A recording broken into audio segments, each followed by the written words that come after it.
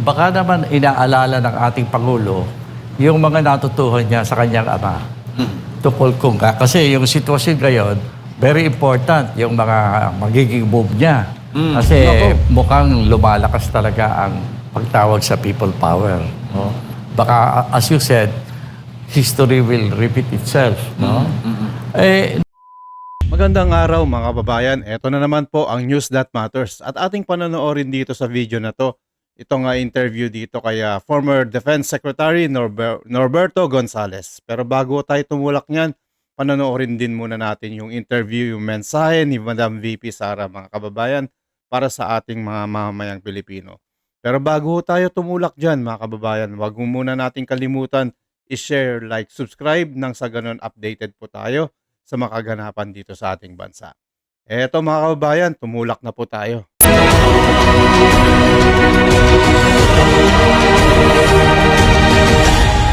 Mga kababayan, nauunawaan ko ang galit at pagkadismaya ninyo.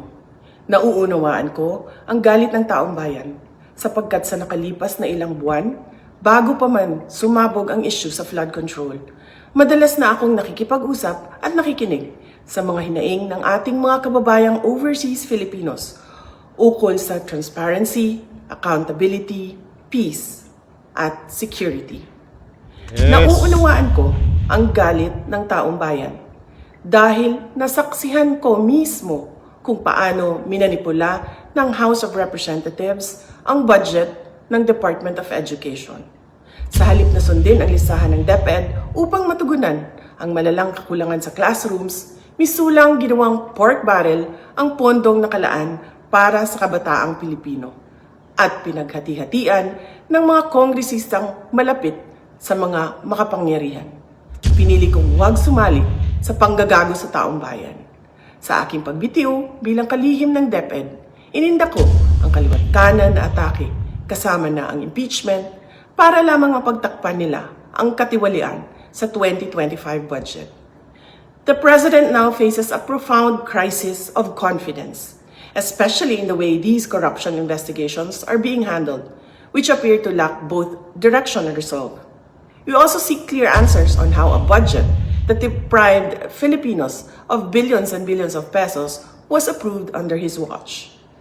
Kaisa ako ng milyong-milyong Pilipinong nadismaya at nandidiri sa pamahalaang lulong sa insekuridad at walang kabusugang kasakiman. Ang karapatan nating magsalita at magpahayag ang sandigan ng demokrasya. Dapat itong pakinggan ng pamahalaan, hindi para isang tabi at baliwalain lamang. We Filipinos deserve better. Shukran.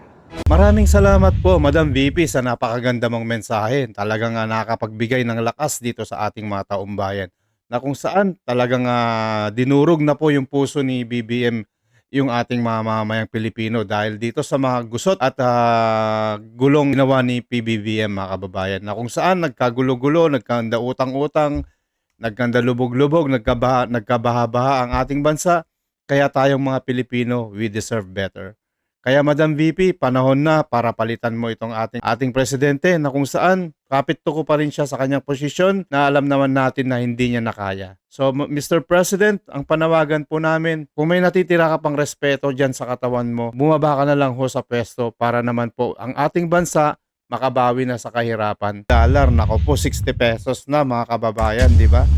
Yung utang natin dito sa ibang bansa lalo nang lumulobo dahil dito sa pagbagsak ng ekonomiya natin mga kababayan. Kaya ikaw PBBM, kung may awa ka, kung mahal mo ang taong bayan, bumaba ka na lamang dyan sa pwesto mo. Huwag nyo na kaming linlangin at araw-araw na punong-puno ng kasinungalingan ang inyong gobyerno PBBM. Parang awa mo na po. Dinitain ng mga kapwa niyang sundalo mga kababayan na kung saan walang kaalam-alam yung tao na ikunulong ng ating gobyerno mga kababayan. Na kung saan gusto niya lang sabihin yung katotohanan para pabagsakin itong gobyerno natin. Yun lang hangad ni Sir Orly Gutesa, sabihin yung totoo. At inalay niya yung kanyang pamilya at kanyang sarili para lang magkaroon ng liwanag itong kaso ng mga buhaya mga kababayan. Kaya mga kababayan, mantakin nyo naman ibinulgar ni former anak kalusugan Representative Mike Defensor Santiago na binugbog at pinalipad papuntang Chile ang aid ni Saldico na si John Paul Estrada, mga kababayan. Ito yung dalawang ito, yung kasama ni nila Gutesa na nagdadala ng pera dito sa bahay ni former House Speaker Martin Romualdez. Para dito naman sa ating mga kasundaluhan at ating mga kapulisan, umayos naman kayo. Irespeto nyo naman yung mga nagrarally dyan dahil merong permit po yan. Legal po yan. Huwag nyo silang ginugulo. Huwag nyo silang pinapahinto na gawin yung kanilang protesta dahil legal po yan, karapatan po ng bawat Pilipino na magprotesta. Gusto ko padalahan ng ICC aeroplano! Oh, hindi nila nagawa sa akin. Walang gagong bansa magpapadala ng aeroplano. Kaya pagdating kay Tatay Digong, naka-ready ang aeroplano. I'm ready to die. Patayin nyo lang ako ngayon. Pero ang kaluluwa ko, ang isip ko, babalik sa bayan na to. Wala na ako ibang bansa, Pilipinas lang. Ayan po, General Brownie. Kung narinig nyo yung sigaw ng taong bayan natin, at saka tong chief ng PNP na pigilan nyo yung mga bata ninyo dyan. Hindi po illegal yun magkilos protesta dyan. Legal po as long as walang ginagawang masama yung tao. Kaya kung kayo mga kapulisan, kayo pa naman sana at sundalo, kayo pa naman sana ang magandang halimbawa sa ating mga mamamayang Pilipino. Kung kayo talaga yung unang bastos, talaga nakakaya po kayo. Hindi nyo ginagampanan yung tagiging talagang sundalo at kapulisan ninyo. Ang totoong sundalo at pulis ay marangal, professional. Nung araw naman, alam mo, yung people power nung nakaraan, hindi naman madaling naging reality yan eh. Yes. It took decades of work. Dekadang awa yan. Kasi nagsimula yan, nung kasi yung mag-ending na yung term ni former President, si Marcos Sr. Yes. Marcos Sr. Yun. Dati 4 years pa, no? Hindi 6 years. Ang term. Ending na ng kanyang term. Opo. At talaga he has become very unpopular. At saka dumadami na yung accusation of corruption. Kaya ang ginawa niya, nag-invento siya ng dahilan para mag-declare ng martial law. Sinabi niya na merong malubhang communist threat sa Pilipinas. Totoo namang may communist threat. Pero nung panahon na yun, nagsisimula pa lamang.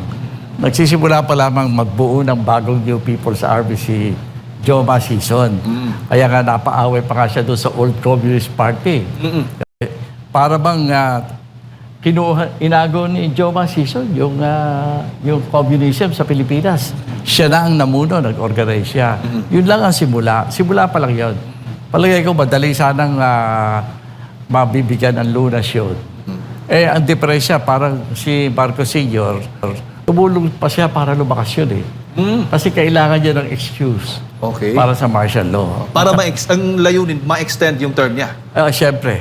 Para siya Kaya nag-declare siya ng martial law that time. Nag-declare siya ng martial law at eventually, magaling talaga yung si Marcos Sr. na i-convert niya yung martial law into his own dictatorship. Naging diktador si Marcos sa Pilipinas and for a very long time. Kaya doon nagsimula ang mas malabhang plunder ng ating kayamanan ng araw. No? Yan mga kababayan, narinig natin dito kay former Defense Secretary na wala rin kaibahan itong si Marcos Jr. dito sa Marcos Sr. mga kababayan, na kung saan itong nangyari sa tatay niya dahil nung hindi niya nagagawa yung kanyang trabaho, napatalsik po yung tatay niya, Marcos na to. Kaya balik mo yung pera, bumaba ka na sa pwesto mo. Yan, nagaya ka, ginaya mo yung tatay mo na napatanggal dahil sa kapabayaan mo. Buti po yung tatay mo, maraming nagawa na kahit papaano nagnakaw yung tatay mo, marami naman nagawa. Hindi katulad nyo, ang dami nyong ghost project, puro inubos nyo yung pera ng taong bayan, nagnakaw na kayo, wala pa kayong napagawa. Iyon ang hirap sa inyo. Tapos nagpapa-press con kayo, puro lang kayo salita, puro fake news. Wala ho talaga magandang naidulot. Ngayon naman, yun, hindi palagay ko mga kabataan natin, hindi nila nauunawaan kung gaano kahigpit ang diktadura. Mag-meeting lang ang 5 tao, arestado na. Grabe. Pero yun, kaya hirap na hirap. Kaya kung yung mga natatanda ko na ilan sa mga nagsisikap na maging opposition, katulad nila Jovi Salonga, na naging Senate President natin, gumawa lang ng isang papel at maikalat lang. parang kabayanihan na yun kasi napakahirap pag nahuli ka ng ganyan. Oo. Hindi lang kulong, torture pa. Grabe. Hindi ibang-iba ang actuation ng ating armed forces at police nung araw. Ngayon nga, sa panahon ni Cory Aquino, isa sa priority ng people power Yun. government ay kung paano ibabalik ang pagmamahal at tiwala ng sambayanan sa armed forces. Kasi armed forces natin yan. Yes. Tama. Ginawa silang tool ng dictatorship Kaya sirang-sira ang pangalan ng armed forces right after people power. At ang naging desisyon ni President Cory Aquino doon, hindi po forces natin galit ang taong bayan. Kasi lalo na, tinulugan pa ng komunista. Ang pinalalabas ng komunista noong panahon na yun, ang ating armed forces, mercenary army. Bayaran lang yan. Utusan ng tao dapat. Kaya yun, inayos natin ang matagal-tagal yun. Kaya muling na ibalik ang pagtitiwala at pagmamahal ng armed forces sa armed forces ng ating taong bayan. Your achievement ni President Cory Aquino. Pero, Secretary, that time na nagkaroon po kayo ng parang rally o people power during that time, karamihan ba yun mga Pilipino o mga komunista? Kasi madalas narinig natin, halos daw mga komunista yung sumama noon sa pagpapatalsik kay Marcos Sr. Dalawang grupo ang masama ang loob doon Una, yung mga komunista. Kasi ang tingin nila, sila dapat ang makinabang sa pagpapalit ng gobyerno o pagpapatalsik sa diktadura. Kasi malakas sila Malakas sila, ang dami nila. Imagine yung kanila kilusang Mayo 1, KMU, pronta communist yan. Pag nagmarcha sa karsada, nakakatakot. Kasi daan-daan libo sila. Marami talagang miyembro ang napasama sa komunista. Mga tao na hindi naman talaga mga komunista, pero naniniwala sa pagpapatalsik ng diktadura. Malakas sila. Tapos naman, ang tropa ng mga, yung nagkudita. Sabi, kami ang nagkudita, tapos hindi kami napunta sa gobyerno, bakit si Cory Aquino? Mga ganyan ang usapan ng araw. Pero, masasabi ko na ang people power, hindi na o-organisa yan. Hindi na o-organisa. Yan ay nanggagaling sa sentimento ng sambayanan. Kapag nabuo na yung tinatawag nating national sentiment, walang makapipigil dyan. Nung panahon na yon, talagang sumobra na. Lalo pa pinatay si Senator Aquino. Ninoy. Kitang-kita imagine, ang ginawa ng pamilya ni Ninoy, hindi pinapunasan ng mukha. Kung ano yung bagsak niya sa tarmac, binaril siya, yun ang niligay sa kabaho. Kaya lahat ng tao, pila doon, kilometro. Lahat tinitingnan ng bangkay na nangyari kay Ninoy. Yun, trigger yun. Trigger yun sa pag-aalsa ng taong bayan. Kaya, ang people power, iba't ibang sentiment na pinagalingan. Pero nagkakaroon ng sentiment na siguro sabi nila, tama na. Itigil na ang diktadura. Ang masasabi ko lang, ang nagtitrigger talaga ng manifestation, wala sa plano. Ay kasi, sino ba naman ang mag-aakala na bigla na lang na sabi aarestuhin si Ramos at saka si Duterte, at saka si Enrile. Kaya nagtago sila sa kampo Ang nangyari naman, nung makita ni Cardinal Sin na maaaring patayin yung dalawa, nagtawag si Cardinal. Si Cardinal sila nagtawag. Ang tawag hindi people power, protection na natin si Secretary Enrile at saka si General Ramos doon sa kampo. Protection na natin ang ating mga kasi may sumasama na mga sundalo. Anong laban ng mga sundalo doon? Tinawag ni Cardinal Sin para proteksyonan yun. Ay, hindi lang proteksyonan na nangyari, dumagsa na. Ayan, Bongbong Marcos. Huwag mo nang hintayin magkaroon ng people power at dumanak na naman ng dugo dyan sa Menjola at dyan sa Quirino Grandstand. Dyan sa Quirino Grandstand, mas maganda, mainam, bumaba ka na lang sa pwesto mo nang sa ganon wala nang kaguluhan ang nangyayari dito sa ating bansa. At mapayapa na ating bansa at para makapagtrabaho na ng maayos ang mga Pilipino at makaumangat ng ating ekonomiya. Huwag na ho kayong gahaman sa posisyon. Ibigay nyo na lang kung di nyo kaya. At least, makakatulog na kayo ng mahimbing. Hindi katulad tong mga araw na to.